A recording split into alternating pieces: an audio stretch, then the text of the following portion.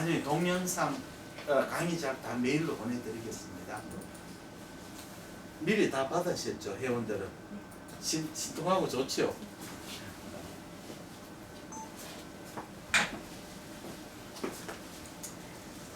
안녕하십니까. 21세기 내과 하고 있는 신희철입니다. 저는 오늘 경동맥 초음파에 대해서 슬라이드를 좀 준비했습니다. IMT 상당히 오랫동안 많이 히트를 해왔습니다. 언제부터 IMT가 많이 이야기가 됐느냐. 처음 IMT, 캐로티드 IMT를 그 문헌에서 나온 거는 한 82년도부터 문헌이 나왔고, B모드 초음파를 사용해서 IMT가 그 인비보와 일치한다는 논문이 처음 발표된 건 1986년이었습니다. 즉 B모드 초음파를 이용한 IMT 유용성이 퍼블리시된 건 30년이 넘은 아주 오래된 그 메소드가 되겠습니다. 그리고 2000년대 초반은 IMT의 그 전성기라고 해도 될 만큼 아주 많은 논문들이 카디올로지 쪽에서도 나왔고, 그다음 그 이후에서는 신경과 쪽에서도 많이 나왔던 것 같습니다. IMT 많이 쓰시고 있는데, 이러한 이유들 때문에 non-invasive하고 무엇보다도 그 몸 전체 시스테믹 아테로스클레로시스를 다 반영을 한다는 게 IMT의 가장 좋은 장점인 것 같습니다. CVA만 예측할 수 있는 것이 아니고 코로너리 아트리 디지즈 리스크까지 프레밍엄 스코어의 효용성과 거의 일치할 정도로 아주 뛰어난 그걸 보이고 있습니다. IMT는 동맥 경화를 예측할 수 있는 코로너리 아트리 칼슘 스코어하고도 거의 잘 일치해서 아주 비용 대비 아주 뛰어난 걸 갖고 있습니다. IMT를 시행을 하시게 되면 인티마 미디어 티크니스도 재시고 플레이크가 있는지도 찾아보셔야 되고, 스테노시스가 있다면 그 스테노시스가 어느 정도 있는지를 한번 재보셔야 합니다. 처음에 캐로티드에서 인티마 미디어 티크니스를 재고, 플레이크도 재고, 스테노시스가 있으면 스테노시스가 어느 정도인지 봐야 합니다. 아주 유명한 그림입니다. 1995년에 서큘레이션에 발표됐던 그림이고, 아테로스클레로시스가 어떻게 진행되어 가는지를 보여주는 그림입니다. 처음 초기 아테로스클레로시스는 엔도텔리움 표면의 잔소마형대로 시작이 됩니다.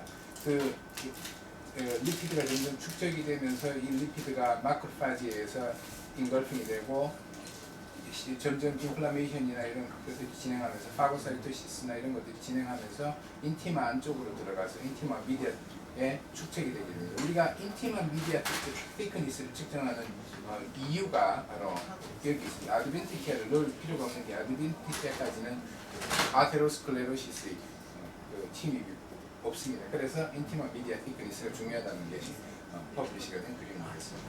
하다 보면 인티마 미디어 티크니스가 증가하다 보면 럽처가 일어나고, 스테이블 플레이크보다 럽처가 일어나는, 해모리지가 있거나 럽처가 일어나게 되는 플레이크가 더 위험하다는 것이 이야기가 되어 있고, 틴 파이브러스 캡이 있거나 플레이크 버든이 많은 플레이크가 위험하다는 것을 아시면 대상은 무지 많습니다. 리스크 팩터를 가지고 있는 것들 다 대상이 되겠습니다.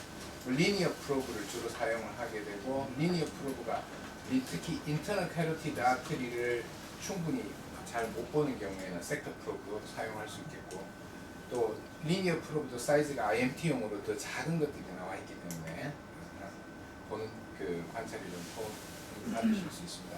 아나토미 먼저 한번 리뷰하고 가시면, 오른쪽은 브라키오세팔릭 아트리로 해서 커먼 캐로티드 아트리가 분지가 되게 되고, 서클라비안 아트리에서 벌테브랄 아트리가 나오게 됩니다.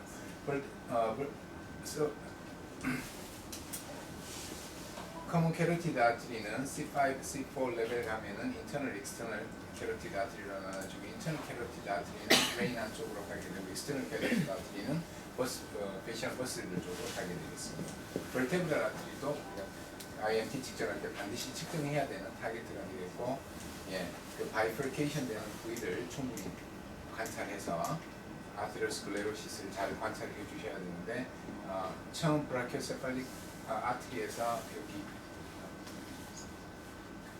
분지가 되는 부위, 또 인터널 캐로티드, 커먼 캐로티드 아트리에서 인터널 캐로티드 아트리로 분지되어 나가는 부위, 분지 부위에서 주로 생기는 스테노시스들을 놓치지 않기 위해서 열심히 집중해서 잘 보셔야 되겠습니다. IMT를 시행하는 것은 SCM 머슬 기준으로 anterior, lateral, posterior 어프로치 세 가지가 있는데 주로 lateral 어프로치를 많이 쓰고 internal carotid artery를 트레이싱 하시게 되다 보면 하시려다 보면 당연히 프로브가 뒤쪽으로 올라가고 위쪽으로 강하게 압박을 하면서 올라가게 되겠습니다. 검사 순서는 common carotid artery, internal carotid artery, external carotid artery, transverse view를 보고요. B 모드를 먼저 보셔야 되고 칼라를 보셔야 되고 longitudinal 스캔에서도 같이 보셔야 되고 longitudinal 스캔에서는 도플러 스터디를 반드시 같이 하셔야 됩니다. 도플러 스터디가 왜 필요한지 조금 이따가 다시 한번 설명을 해드리겠습니다. IC를 열심히 보시는 게 제일 아주 중요할 것 같습니다. IC는 보기 되게 어려운데 잘 안 나오는 게 연세 드시고 스파인에 그 변형이 있고 이런 분들은 트레이싱 하기가 되게 어려운데 아주 열심히 따라가야 합니다. ICA에서 주로 커먼 캐로티드 아트리 벌브에서 ICA 쪽으로 가는 그 분지되는 부위에 플레이크나 아테로스클레로시스가 많이 발생이 되게 되고 CVA를 일으키는 포커스가 될 수 있기 때문에 ICA를 열심히 보셔야 되고 vertebral artery 역시 관찰해서 플로가 원 방향대로 잘 가고 있는지 보셔야 조금만 뒤로 오시죠. 예, 처음 시작할 때 IMT 측정의 시작은 우리 브라키오세팔릭 아트리 오른쪽 같으면 브라키오세팔릭 아트리에서 시작해야 됩니다.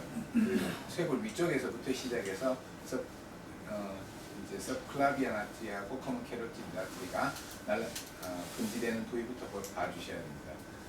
그 다음에 조금 더 올라가서 커먼 캐로티드 아트리 관찰을 해주시고 그 다음은 벌브를 이제 익스터널과 인터널 바이플케이션 되기 전에 커먼 캐로티드 아트리가 확장이 되는 벌브를 확인을 해주시고 그다음 또 올라가서 인터널 캐로티드 아트리, 익스터널 캐로티드 아트리가 분지가 되는 걸 확인을 하셔야 되고 따라갈 수 있는 만큼 최대한 트레이싱을 해서 제일 위에까지 우리가 볼 수 있는 만큼 최대한 봐주셔야 되겠습니다. 롱디튜디널 스캔은 시행을 하실 때 그 패러렐하게 프락시말과 디스탈이 충분히 일직선상에 놓이도록 해서 인티마와 미디아가 파월과 니어월에서 다 잘 관찰될 수 있도록 관찰을 해주시는 게 좋겠습니다. 인터널 캐로티드 아트리 관찰을 해주시고 프로브를 벌브에 놔두신 상태에서 앞쪽으로 돌리면 익스터널 캐로티드 아트리를 관찰을 하실 수 있겠습니다. 커먼 캐로티드 아트리에서 프로브를 바깥쪽으로 좀 틸팅을 시키시면 눕혀주시면 스파이너스 프로세스 사이, C 스파이너스 프로세스 사이로 vertebral vein 아트리를 같이 관찰하실 수 있습니다. vertebral 아트리에서 혹시 반대쪽에 left subclavian 아트리나 이런 오클루전이 와서 플로의 디렉션이 원래 이쪽으로 올라와야 되는데 반대쪽으로 가지 않는지 확인을 해주시는 게 중요합니다. vertebral 아트리도 반드시 관찰을 하셔야 된다는 것을 한 번 더 숙지를 하시고 가시는 게 중요하겠습니다.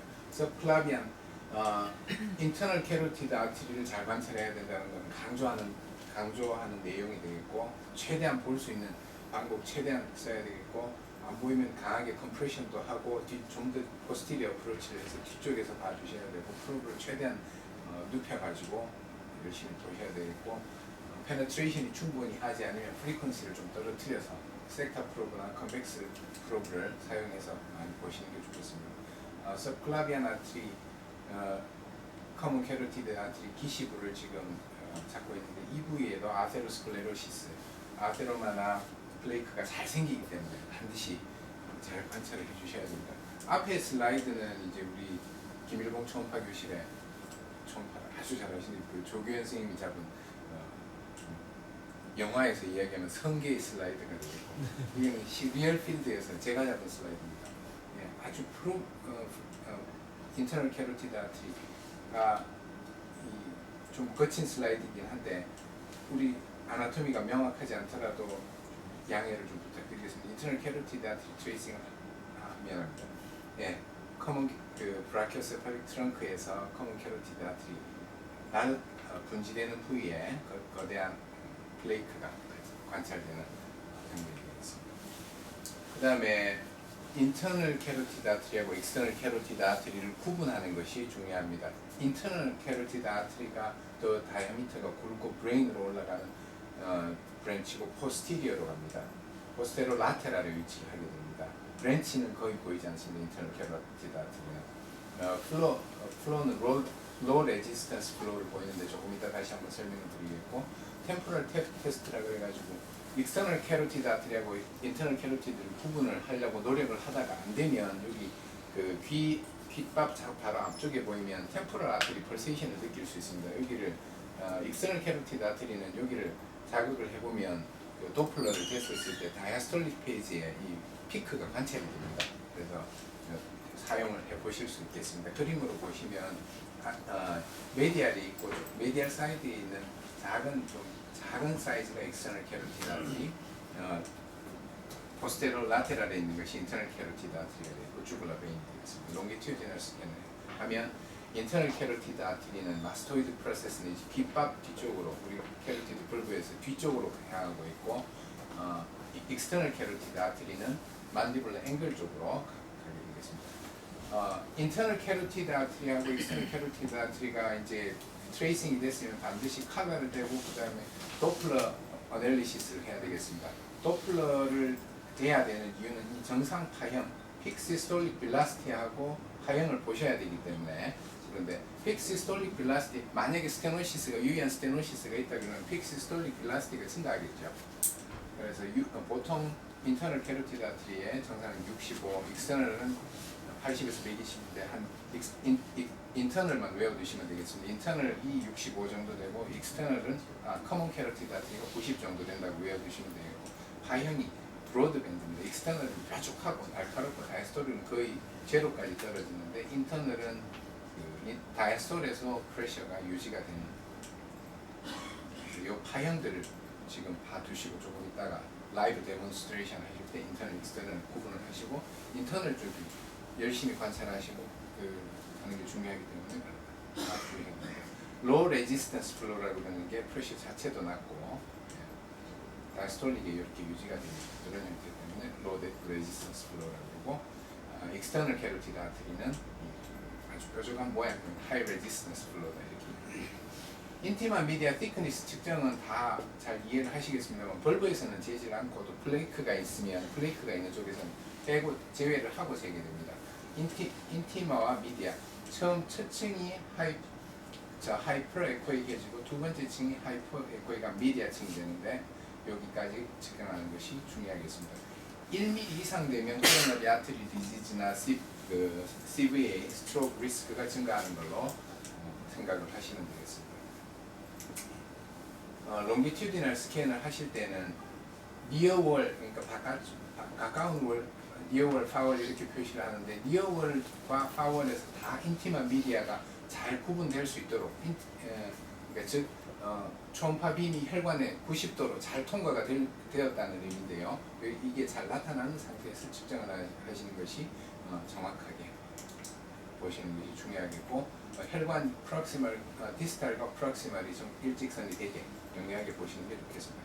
캐로티드 IMT를 측정이 끝나였으면 플레이크가 있는지 없는지 관찰을 하셔야 되겠습니다. 플레이크의 정리는 주위 혈관 벽 두께보다 50% 이상의 두께 증가가 있든지, 아니면 1.5mm 이상 IMT가 증가되어 있든지, 아니면 국소적으로 0.5mm 이상 인티마가 두꺼워져 돌출되어 있으면 플레이크로 정의를 합니다. 이 플레이크의 정의를 이렇게 인티마와 미디어 사이에 두께가 요 세 가지 기준을 잘 외워두시고 인티마 미디어 측정을 하셔야 되는 이유가 의외로 플레이크의 빈도가 높기 때문에 그렇습니다. 특히 인터널 캐로티드 아트리 같은 경우에 트레이싱이 참 어려운데 열심히 트레이싱을 해서 초기 부위에, 그러니까 프락시멀에 잘 안 보인다고 디스탈을 포기를 하다 보면 이 아래쪽 이 환자의 경우에는 이제 IMT도 그렇게 많이 증가되지 않았었는데 최대한 올라가다 보니까 이렇게 휴지한 아테로마가 관찰이 됐었습니다. 캐로티드 플레이크는 인시던스는 생각보다 높습니다. 50% 이상이라고 이해를 하시면 되겠습니다. 우리나라 연구는 60%까지 보여주고 있습니다. 워낙 많은 스터디 결과들이 있어서 따로 참고문을 표시하지는 않았습니다. 플레이크를 나눌 때 스테이블이냐 언스테이블이냐 구분을 해주시는 게 상당히 중요하겠습니다. 언스테이블 플레이크는 일단 하이포 에코익 플레이크가 언스테이블 플레이크입니다. 그 리피드 코어의 볼륨이 많다 그랬었을 때 하이포 에코익이 나타납니다. 헤테로지너스하게 나타납니다. 그러니까 스테이블한 거하고 언스테이블 그러니까 그 같이 섞여 있는 경우에 헤테로지너스하게 나타날 수 있고 얼서레이션 표면이 커버가 되어 있지 엔도텔륨으로 덮여 있지 않고 얼서레이티드 되어 있으면 언스테이블 플레이크로 안주를 하시면 되겠습니다. 얼서레이션은 디펙트가 2mm 이상 되는 것을 얼서레이션으로 이해를 하시면 되겠습니다. 아이소에코익하고 또 호모지니어스한 플레이크들은 크게 걱정을 안 하셔도 되겠고 캘시피케이션이 균일하게 되어 있는 플레이크도 그렇게 큰 걱정은 안 하셔도 됩니다만 이렇게 하이포에코익 베슬에서 루멘 밖으로 나오면서 헤테로지니어스한 하이퍼에코익과 하이포에코익이 같이 있는 헤테로지니어스 에코라든지 얼서레이션이 동반되어 있다든지 여기도 하이포에코익 리전도 같이 관찰이 되고 있고 여기는 보면 칼라를 대보면 거의 베슬 루멘하고 같은 에코 등 에코를 보입니다. 이 정도로 칼라를 안 대보면 관찰하기 힘들 정도로 에코가 낮은 불안정한 플레이크들이 다 언스테이블 플레이크가 되겠습니다. 또 플로팅 하는 플레이크가 있다면 CVA의 리스크가 상당히 올라간 걸로 되어 있습니다. 보통 그 아테로마토스 플레이크에서 CVA가 올 때는 엠볼릭 CVA가 다수를 많이 이룬다고 합니다. 스테노시스가 진행돼서 여기가 좁아져서 스트로크가 오는 것보다 압도적으로 여기서 엠볼릭이 떨어져서 오는 경우가 월등히 많다고 되어 있어서 언스테이블 플레이크를 저기에 잘 발견하는 것은 중요하겠습니다. 또 한 가지 더 첨가를 드린다면 그 플레이크 내에 헤모리지가 있거나 파이브러스 캡이 아주 틴한 경우에 thin fibrous cap이 unstable 아테로마의 중요한 소견이 됩니다. 그래서 fibrous cap이 여기 덮여 있는 아테로마를 덮고 있는 내막이 아주 얇다면 엔도텔륨이 얇다면 여기도 곧 터질 위험이 있겠구나 이렇게 생각을 하시면 되겠습니다. 캐로티드 아테리에서 스테노시스를 발견하면 스테노시스의 정도가 어느 정도인지를 측정을 해야 됩니다. 위에 1번, 2번은 직접 재는 방법인데 초음파로 할 때는 좀 한계가 있습니다.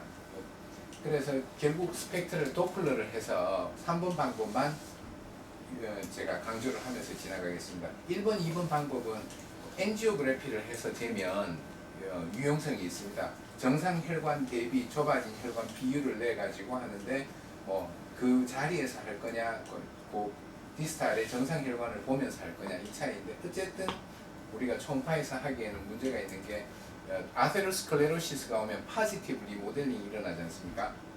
혈관이 커지지 않습니까? 동맥경화가 오면 루멘을 유지하기 위해서 그 혈관 자체가 커져버리지 않습니까? 아까 우리 동맥경화 그림에서 봤었을 때 그 플로우를 유지하기 위해서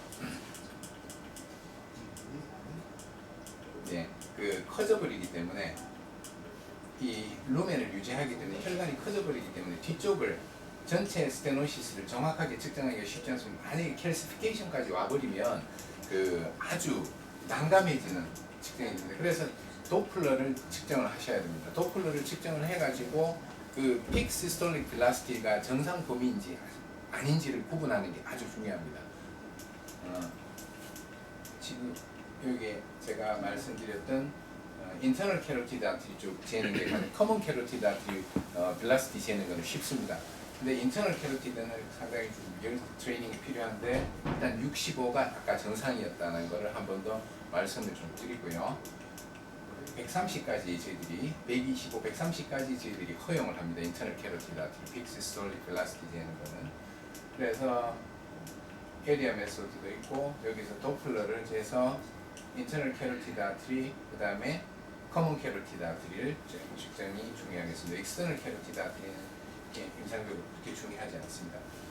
스테노시스가 점점 진행이 되면 한 50%까지 플로우는 거의 유지가 됩니다. 시스톨릭 프레셔도 당연히 50% 정도까지는 유지가 되고요. 그러나 50% 이상부터는 급격하게 증가되고 니어 토탈 오클루전이 되면 빌러시티가 떨어집니다. 아테로마가 관찰이 되는데 빅 빌러시티가 터무니없이 낮게 나온다. 그러면 니어 토탈 오클루전을 생각을 하시면 됩니다.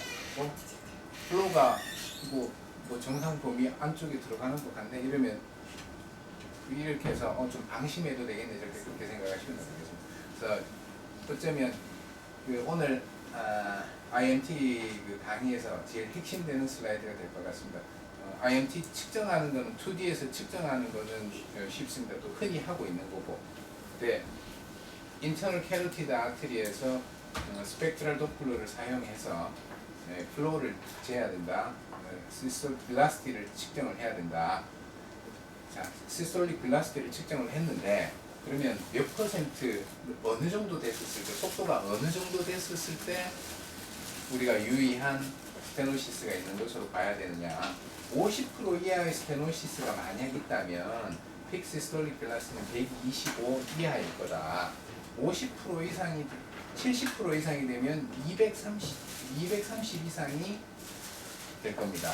된다고 됩니다. 그래서 125, 230을 외워두시면 되겠습니다. 왜 230의미가 되냐면 인터널 캐로티드 아트리가 픽 시스톨릭 빌라시티가 230 이상이 되면 서지컬 인터벤션의 인디케이션이 됩니다. 그래서 잘 재는 것도 중요하고 수치를 외워두시는 것도 중요합니다. 아니면 요 표를 이제 손파방에 붙여두시면 됩니다. 그 타이로이드 이번에 그 가이드라인 같이 붙여두시고 픽 시스톨릭 빌라시티를 잘 재셔가지고 이게 어느 정도 수치가 되는지 보시면 되겠습니다. 그래서 예를 보시면 그 당뇨 고혈압 아리드미아가 있고 CVA가 있는 환자였는데 인터널 캐로티드 아트를 측정을 하니까 픽 시스톨릭 빌라시티가 250입니다. 230을 넘습니다. 유의한 스테노시스가 있을 가능성이 많습니다. 2D로 재봐도 50% 이상 되고 레이셔도 인터널 캐로티드 아트, 커먼 캐로티드 아트 레이셔도 높다. 유의한 스테노시스가 있을 가능성이 높습니다. 에이심토마틱한 환자였는데 블랙 2D로 재보니까 50% 이상 이게 50% 이상 스테노시스가 의심이 되는데 픽 시스톨릭 빌라시티는 아주 터무니없이 나왔습니다. 이런 경우에는 니어 토탈 오클루전을 생각을 해주셔야 되겠습니다. 스크리닝으로 했는데 픽 시스톨릭 빌라 2D에서 봤는데 스테노시스가 마드리트하게 있고 픽 시스톨릭 이런 경우에 그냥 판단하기는 쉽지 않습니다. 캘시피케이션이 있고 그 파지티브 리모델링이 있기 때문에 그냥 봐서 50%일지 60%일지 70%일지 구분하기가 쉽지 않습니다. 그때는 인터널 캐로티드 아트리 시스톨릭 빌라시티를 측정을 합니다. 168이 나왔습니다. 125, 230이 기준이 있지 않습니까? 125 이상 넘어가면 50% 이상, 230 이상이 넘어가면 70% 이상 생각을 할 수 있으니까 168이었습니다. 그래서 마드리트 스테노시스 생각하시면 되겠습니다. 역시 110 정도 나왔습니다. 125가 기준이었기 때문에 50% 이하의 스테노시스가 생각하실 수 있고 병동맥총 판독지 여러 가지 보시면 되겠고 칼라를 잘 사용을 하셔야 됩니다. 하이포에코익한 그 플레이크를 놓칠 수 있기 때문에 하이포에코익 그 플레이크를 놓치지 않으면 칼라를 대면서 인터널 캐로티드 아트리를 트레이싱을 하시는 것이 중요하겠습니다. 칼라 PRF도 잘 조정하고 게인을 잘 조정해서 칼라 플로우가 루멘을 다 채우도록 하되 스페클이 생기지 않도록 스페클이 없는 데까지 충분히 올렸다가 거꾸로 내리는 것이 중요합니다. 그래서 루멘을 충분히 채우도록 해주시는 것이 중요하다. 칼라. 그 다음에 도플러 앵글은 이 빔과 플로우의 앵글이 너무 커져버리면 왜 여기 코사인 값이 공식에 들어가기 때문에 바람직하지 않습니다. 제일 아이디얼하기는 평행하게 하는 게 제일 아이디얼하지 않습니까? 측정할 때, 플로우를 측정할 때, 속도 측정할 때.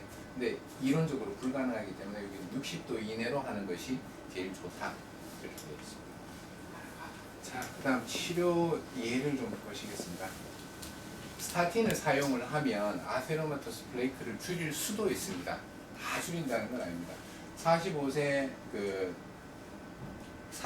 처음 플레이크가 발견이 됐고 그래서 약 한 5년간 스타틴을 좀 썼더니 좀 그 플레이크 볼륨이 좀 줄었습니다. 근데 스타틴을 또 사용을 안 하고 5년간 지났더니 다시 또 더 많이 증가돼 버렸습니다. 스타틴이 어떤 환자들, 일부 환자들한테서는 틀림없이 아테로스클레로시스를 줄일 수 있습니다. 볼륨은 못 줄인다 하더라도 unstable 플레이크를 stable 플레이크로 바꿀 수 있습니다. 그래서 스타틴은 현재 가장 확실한 유일한 방법이 되겠습니다. 플레이크 버든을 스타틴을 사용하고 나서 많이 줄어들었던 케이스가 되겠습니다. 전체 외관 한번 봐도 많이 줄었고 한 5년 정도 그 사용을 하고 콜레스테롤을 떨어뜨리니까 전체 베스트에 있는 6년 정도 사용하고 나서 그 보니까 전체 플레이크의 아테로스클레로시스의 볼륨이 줄었더라는 이야기를 많이 하고 있습니다. 치료 중에서 다른 그 치료들 이야기는 조금 참조를 읽어봐 주시면 좋겠고 스타틴 이야기를 하면 만약 unstable 플레이크나 그